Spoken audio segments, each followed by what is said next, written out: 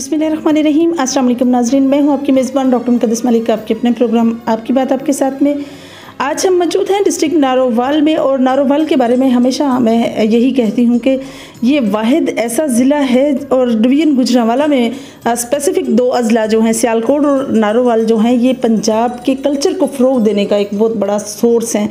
और कल्चर क्या है जी हमारा, कि सबसे ज़्यादा मज़ारात जो हैं या सबसे ज़्यादा ऐसे लोग जो जिन पर अल्लाह का ख़ास करम हुआ है वो इन्हीं जगहों से ज़्यादा बिलोंग करते हैं। जैसे हमारे एक बहुत ही अजीम शायर जो हैं वो फैज़ साहब जो हैं वो इसी नारोवाल से बिलोंग करते थे। और अगर हम रियलिटी पर बात करें तो अल्लामा इकबाल जो हैं उनकी जाए पैदाइश भी नारोवाल में ही है, जो बाद में डिस्ट्रिक्ट सियालकोट से सेपरेट हुआ नारोवाल 91 में। और बाबा नारू बाजवा जो हैं वो इसके फाउंडर हैं इस ज़िले के। हमारे साथ जो शख्सियत मौजूद हैं वो मुमताज़ कानूनदान हैं। सियासत में उनका नाम जो है वो एक ऐसा उभरता सितारा है जिन्होंने फ़र्स्ट टाइम इलेक्शन कंटेस्ट किया, लेकिन अपने हलके में अपनी जीत को अपना मुकद्दर बनाया और एज ए चेयरमैन बहुत अच्छा टाइम स्पेंड किया। बुबक मुराली से वो बिलोंग करते हैं। मेरी मुराद चौधरी मोहम्मद रियाज बुबक साहब हैं, जिन्होंने अपनी इब्तदाई तालीम जो है वो अपने ही गांव से हासिल की, और उसके बाद गवर्नमेंट मरे कॉलेज से सियालकोट से आपने अपनी तालीम का आगाज़ किया, जो और वहीं से आपने तालीम दोबारा से स्टार्ट की। और आपने अपनी अगली तालीम जो है पंजाब यूनिवर्सिटी से आपने मुकम्मल की और MA किया। और सबसे बड़ी बात यह है कि मुमताज़ कानूनदान हैं, और वालिद ग्रामी पर अगर जाएँ और जिनकी वजह से उनकी पहचान है तो उनके वो वालिद एक सादा इंसान और किसान थे, और किसान के वो बेटे थे। और किसान भी वो किस्म के आजकल के ट्रैक्टर चलाने वाले किसानों की बात नहीं कर रही, ऐसे किसान जिन्होंने अपने हाथ से हल चलाई और काश्तकारी की, और फिर जो है वो क्रॉप्स उगाई और कल्टीवेशन ऐसी की अपनी जो ज़मीनों की, कि उसकी मिसाल आप अगर पहले पाकिस्तान की बात करें तो उसमें आपको पता चलता होगा पुराने वक्त में कि कैसी जो है वो होती है। अभी हम बात उनसे करेंगे। एक तो वो इंटरनेशनल इंटरचेंज डेवलपमेंट के पाकिस्तान के सदर हैं, और ये एक ऐसी ऑर्गेनाइजेशन है जो ह्यूमन डेवलपमेंट पर काम करेगी, और किस किस डेवलपमेंट में वो काम करेगी इस पर भी बात करते हैं हम उनसे। और साथ ही सुपरमेसी ऑफ डेमोक्रेसी के वो बड़े शदाई हैं और बड़ा लाइक करते हैं उसको, उस पर भी हम बात करेंगे। मुस्लिम लीग नून के वो रहनुमा हैं। ज़िले में वो चेयरमैन के भी उम्मीदवार थे, लेकिन इलेक्शन कंटेस्ट ना करना, इस पर भी हम बात करते हैं। और हमारे साथ मौजूद हैं मुमताज़ कानूनदान, समाजी सियासी शख्सियत, एक हार्स राइडर जो उनका एक बहुत बड़ा हॉबी है, और आर्मी के ही राइडिंग क्लब के साथ वो बसता है, उसी के मेंबर भी हैं, चौधरी मोहम्मद रियाज बुबक साहब। तो आइए नाज़रीन उनसे पूछते हैं कि सियासत में उनका मैनिफेस्टो क्या है। अस्सलाम वालेकुम जी, क्या हाल है? वालेकुम अस्सलाम मैडम, बहुत शुक्रिया। हम जो है GM न्यूज़ की, आपको और GM न्यूज़ की टीम को बुबक मुराली में पब्लिक सेक्रेटेरिएट बुबक मुराली में यूनियन काउंसिल बुबक मुराली के उसमें हम आपको खुशामदीद कहते हैं, और हमारे लिए एजाज़ की बात है कि आज आपकी टीम और आप हमारे दरमियान हैं। जी, thank you so much sir. सबसे पहला सर सवाल मेरा आपसे ये है कि it's a very first time कि आपने इलेक्शन कंटेस्ट किया। सियासत में आपको दिलचस्पी किस तरह से पैदा हुई? आपका सियासत में मंशूर क्या था, और सियासत में आकर अब आपका एक्सपीरियंस कैसा रहा? जी, मैंने अपनी एजुकेशन के दौरान ही जो मेरा जज्बा था वो समाजी था, और मैं समाजी हवाले से जो है ना वो स्कूल की ज़िंदगी में, कॉलेज की ज़िंदगी में जो है मुख्तलिफ एक्टिविटीज़ में हिस्सा लेता रहा। और अपनी तालीम मुकम्मल करने के बाद मैंने जो है ना अपनी जो सबसे जो अहम काम है वो मैंने समझा कि पब्लिक की जो है ना खिदमत समझी जाए, खिदमत की जाए। तो उस हवाले से इसलिए मैंने जो है ना वो ये पॉलिटिक्स का शोबा जो है ना वो चुना। तो यही एक शोबा है जिसके ज़रिए हम बेहतर तरीके से आवाम की मसाइल भी हल कर सकते हैं और आवाम की खिदमत भी कर सकते हैं, और अपने जज्बे को तस्कीन भी दे सकते हैं। एग्जैक्टली। तो अब बात सब जब एक्सपीरियंस की आई, तो जब आप इस सियासत का हिस्सा रहे तो कैसा वक्त आपने स्पेंड किया फिर? जी, मैं इसमें 2015 का ये लोकल बॉडीज़ का इलेक्शन हुआ था, तो उसमें मैं यूनियन काउंसिल चेयरमैन का जो है ना वो कैंडिडेट जब लॉन्च हुआ अपनी यूनियन काउंसिल बुबक मुराली में, तो उस हवाले से फिर जो है ना वो जो अमली सियासत है उसमें दाखिल हो के फिर मुख्तलिफ किस्म के एक्सपीरियंस जो है ना वो होते रहे, और हमने बहुत कुछ सीखा, और उसमें जो मसाइल हैं वो भी देखे, और उसमें जो है हमने उनको हल करने की भी कोशिश की। बिल्कुल सही सर। जिस तरह से गवर्नमेंट होती है, लोकल गवर्नमेंट, लोकल बॉडी है क्या चीज़?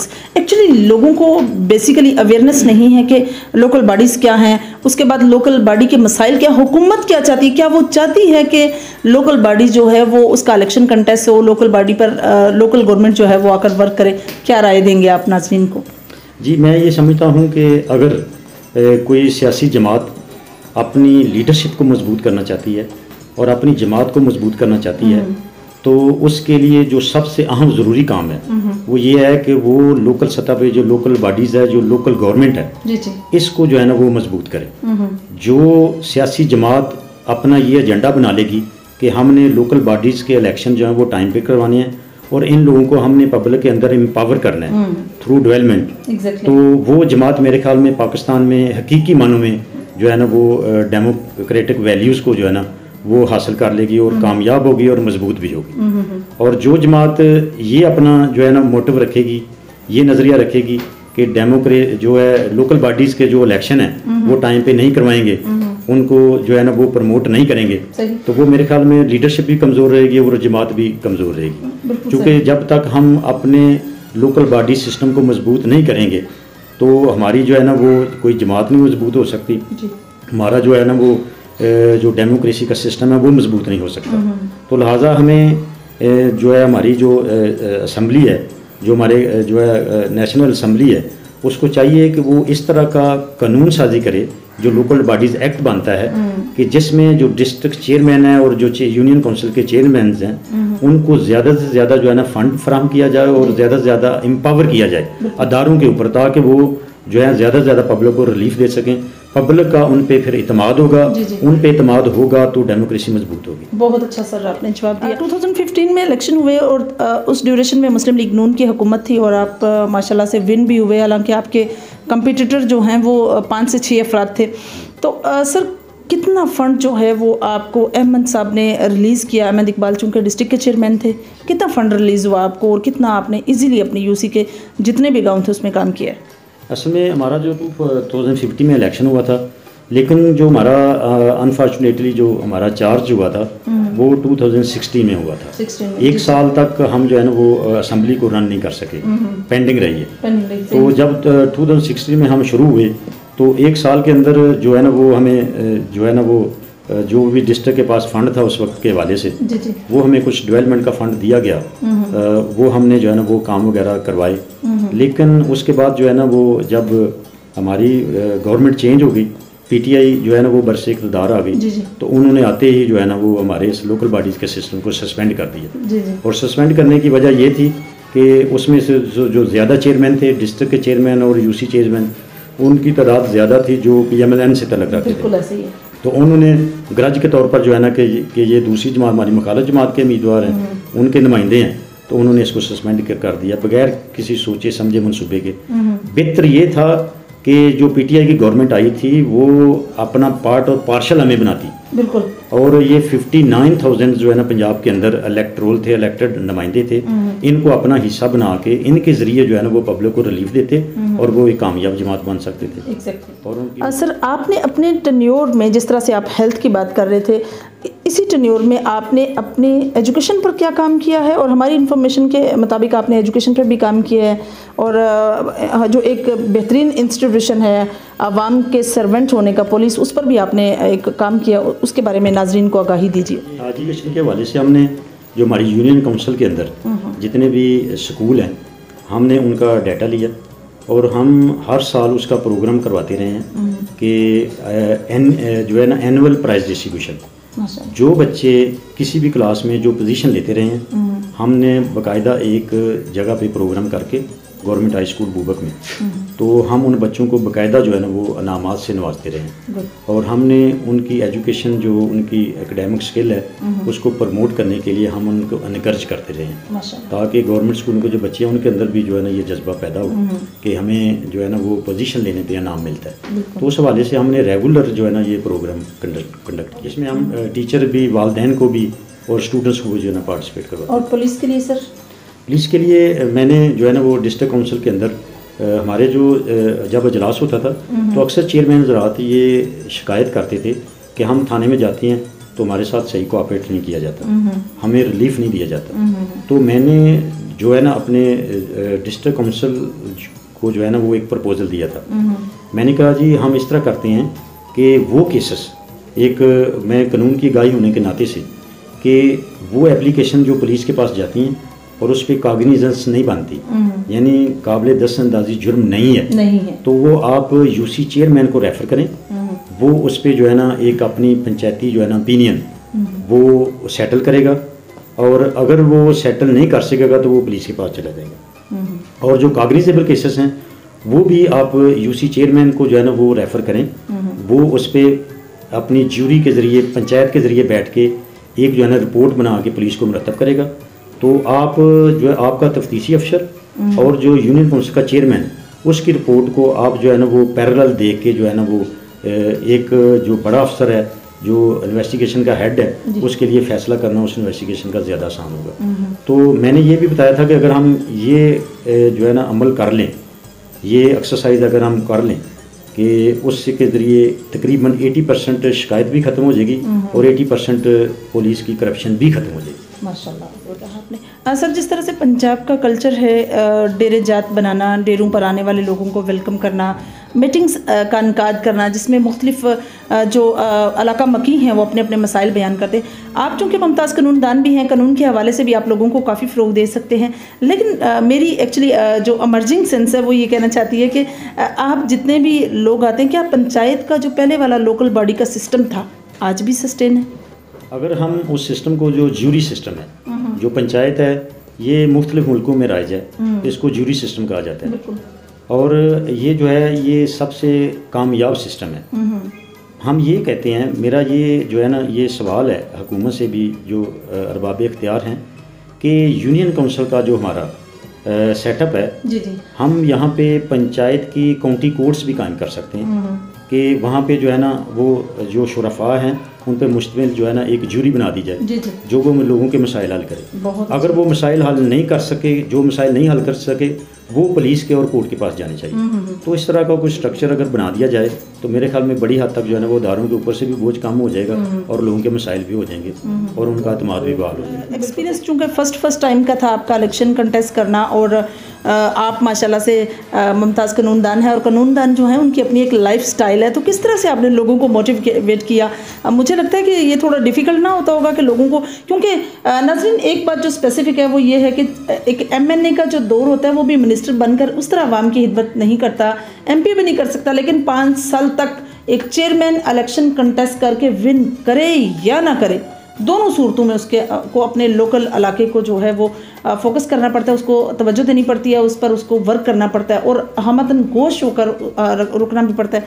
डिफ़िकल्ट सर स्टेज होता है, लोगों को मोटिवेट करना, लोगों के एक्सपेक्टेशन पर पूरा उतरना, कुछ ज़्यादा ही ऑप्टिमिज़म सस्टेन रख लेते हैं लोग।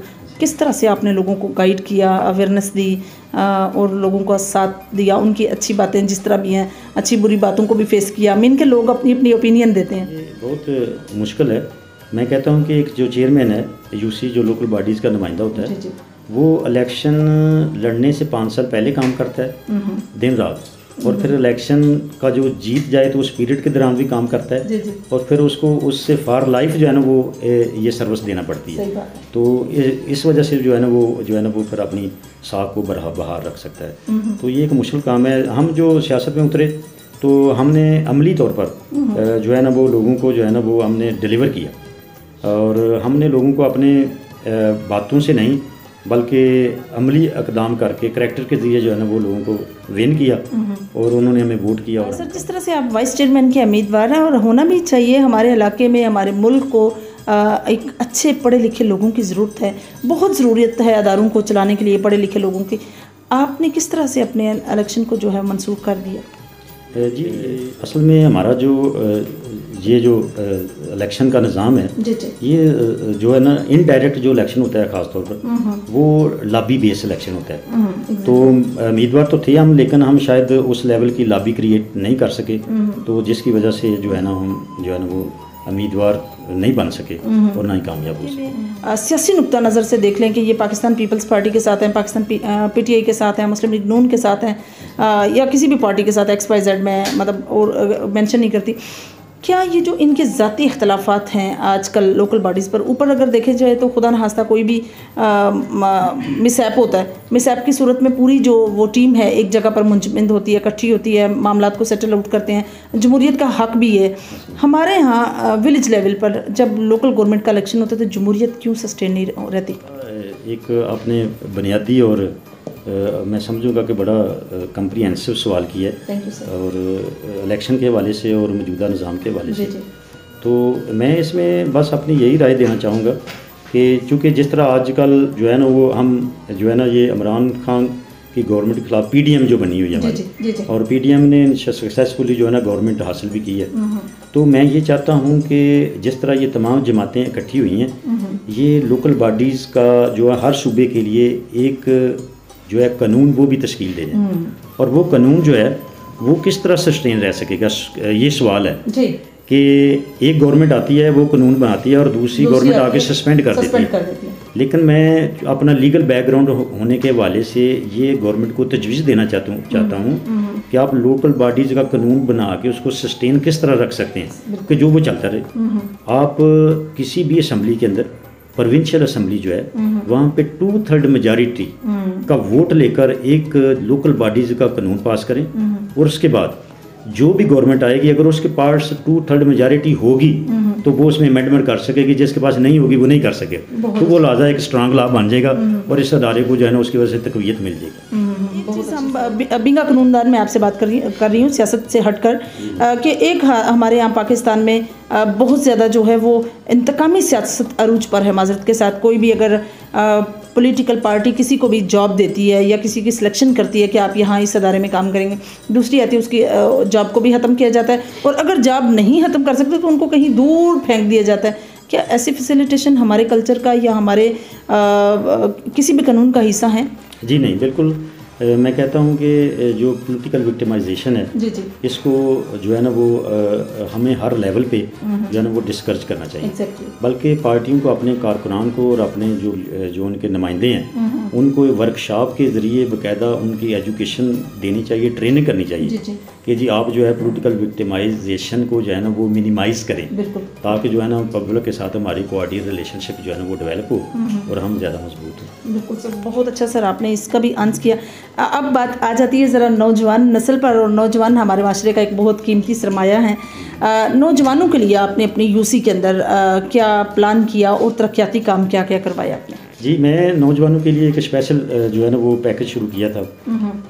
यहाँ पर हमारे जो हाई स्कूल है उसका बड़ा अच्छा ग्राउंड था, तो वो हम आपको विज़िट भी कराते हैं। वो ग्राउंड हमने स्पेशली, वहाँ पे क्रिकेट होती थी और मुख्तलिफ इस तरह की गेम्स होती थी, तो मैंने स्पेशली उस ग्राउंड को जो है ना वो फुटबॉल के लिए जो है ना वो मुख्तसर करवा दिया और वो तैयार भी की। और वहाँ पे हमने जो स्कूल के छोटे बच्चे थे उनके मुख्तलिफ जो है ना वो टीमें बना के तो उनका बाकायदा एक टूर्नामेंट भी इनेकाद किया था। ये हम उसकी वजह से फिर बच्चों के अंदर शौक़ पैदा हुआ और अब वो इंशाल्लाह अल्हम्दुलिल्लाह एक रजिस्टर्ड टीम बन चुकी है। तो हमने फुटबॉल की जो गेम है उसको जो है ना वो हमने प्रमोट किया, स्पोर्ट्स की एक्टिविटी को। माशाल्लाह, मैं उनके साथ पार्टिसिपेट भी करता रहा हूँ खुद भी उन बच्चों के साथ। माशाल्लाह सर, गेम्स से जिस तरह से आपने माशाल्लाह से फ़ुटबॉल को जो है बड़ा फ़रोग दिया यूथ के अंदर, आपकी हॉबीज़ में आई थिंक सबसे स्पेसिफिक जो है वो हॉर्स राइडिंग और नेज़ाबाजी है। इसका किस तरह से आपको शौक़ पैदा हुआ, क्योंकि ये महंगा और नवाबी शौक़ जो है वो आजकल के दौर में समझा जाता है? जी, मैं गवर्नमेंट मरे कॉलेज सियालकोट में जो है ना वो तालिब इल्म था। तो अपनी स्टूडेंट लाइफ में जो है ना मेरे एक दोस्त थे, उनको जो है ना ये राइडिंग का शौक़ था, तो फिर उनके साथ जो है ना मैं क्लब का मेंबर बना और उस वक्त से मैं जो है ना वो राइडिंग जो है ना वो उसको कंटिन्यू कर रहा हूँ। सही सर, कितने मैचेस आपने हॉर्स राइडिंग के नेज़ाबाजी के किए, और इसमें कोई तारीखी ऐसा इंसिडेंट या कोई ऐसा वाक़या जहाँ आपको कामयाबी आपने समेटी हो? जो हमारे लोकल मैच होते थे उनमें तो मैं नेज़ाबाजी करता था, लेकिन मैं इंटरनेशनल लेवल का या नेशनल लेवल पे इतना एक्सपर्ट नेज़ाबाज नहीं बन सका अनफॉर्चुनेटली। लेकिन जो लोकल हमारे मैच होते थे, एक्सरसाइज होती थी, उसमें मैं जो है ना इन्वॉल्व रहा। बिल्कुल। अगर हॉर्स के हम हेल्थ पर बात करें, क्योंकि घोड़ा अगर हम रखते हैं तो उसका हेल्थ कॉन्शियस होना भी बहुत ज़रूरी होता है, क्योंकि अगर जितना वो हेल्दी रहेगा, जितना फिट रहेगा, उतना ज़्यादा अच्छे से वो गेम कर सकेगा। उसकी हेल्थ के लिए आप उसको कौन कौन सी न्यूट्रिशन जो है स्पेसिफिक देते हैं? हाँ, उसको न्यूट्रिशन भी चाहिए होती है, और न्यूट्रिशन से ज़्यादा उसकी जो है ना वो फिज़िकल एक्सरसाइज है। जिस घोड़े को आप न्यूट्रिशन के साथ फिज़िकल एक्सरसाइज प्रोवाइड नहीं करते वो घोड़ा फिट नहीं रह सकता। बिल्कुल सही, दोनों चीज़ें बैलेंस करनी, मतलब घोड़ा हो या इंसान हो, एक्सरसाइज ज़रूरी है। जी जी बिल्कुल ठीक है। सही।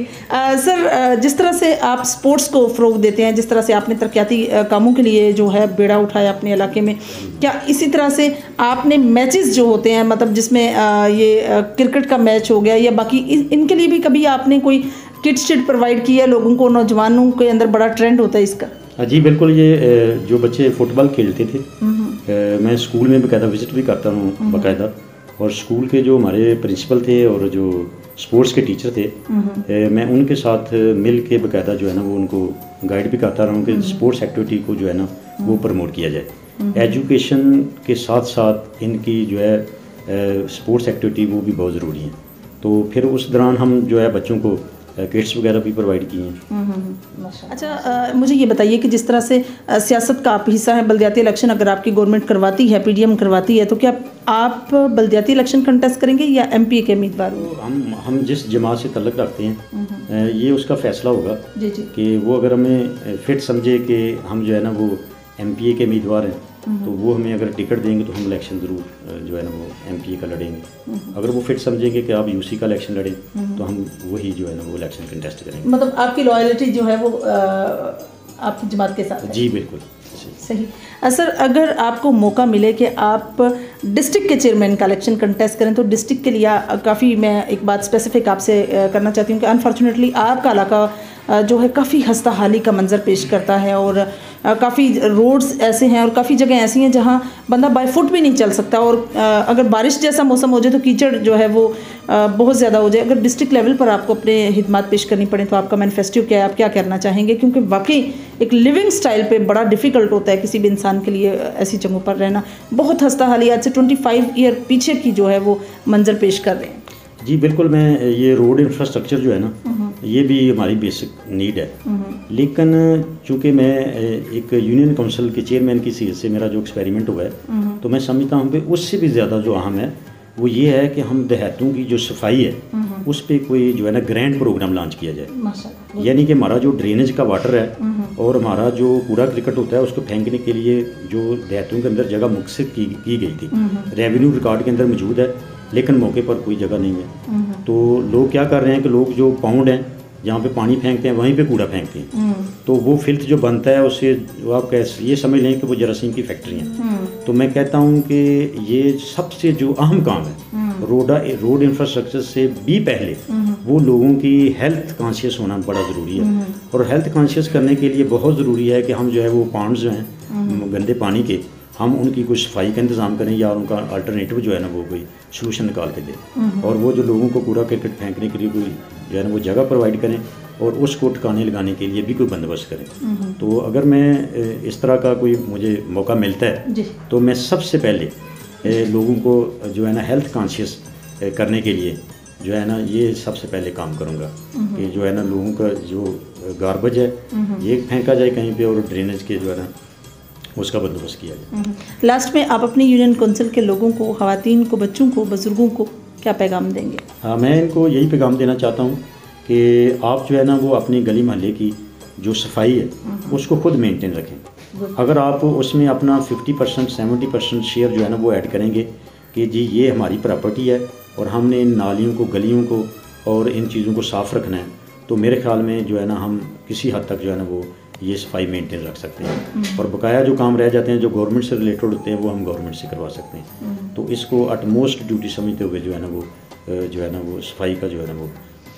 जी। तो नाज़रीन, ये थी चौधरी मोहम्मद रियाज़ बुबक साहब की गुफ्तगू। बहुत अच्छा पैगाम दिया उन्होंने इलाका मकीनों को कि सबसे अच्छी बात जो है वो बेसिक राइट्स पर, और बेसिक राइट्स या नीड्स क्या है, हमारी हेल्थ है, और हेल्थ के हवाले से जो है बड़ी अच्छी उन्होंने ओपिनियन का इजहार किया है कि हमारे जो वेस्टेज हैं, जो हमारा ड्रेन के वेस्टेज हैं या कूड़ा करकट है, वो हम किसी भी जगह पर कोई एक फोकस की हुई जगह पर फेंक देते हैं, वो पानी में, तालाब में फेंक देते हैं। उसकी वजह से नो डाउट काफ़ी एलिमेंट्स ऐसी होती हैं जो हमारे हेल्थ के लिए बहुत रॉन्ग इंडिकेशंस क्रिएट करती हैं, जिसकी वजह से हमारी बीमारियों में भी इजाफा होता है, और फिर लाइफ आपको पता है डिपेंड करती है आपके तंदुरुस्त और तवाना होना पर। हेल्थ कॉन्शियस के लिए बहुत अच्छा उन्होंने अपनी आगाही दी, स्पोर्ट्स के लिए उन्होंने बड़ी अच्छी अवेयरनेस दी और बहुत सपोर्ट कर रहे हैं आप नौजवान नस्ल को, और साथ ही चूँकि एक मुमताज़ कानूनदान है, कानूनदान होने की हैसियत से उन्होंने बहुत अच्छी ओपिनियन का इजहार किया। इंशाल्लाह और आपकी और मेरी मुलाकात होगी फिर किसी नए प्रोग्राम में, तब तक के लिए इजाज़त चाहती हूँ। अल्लाह हाफिज़।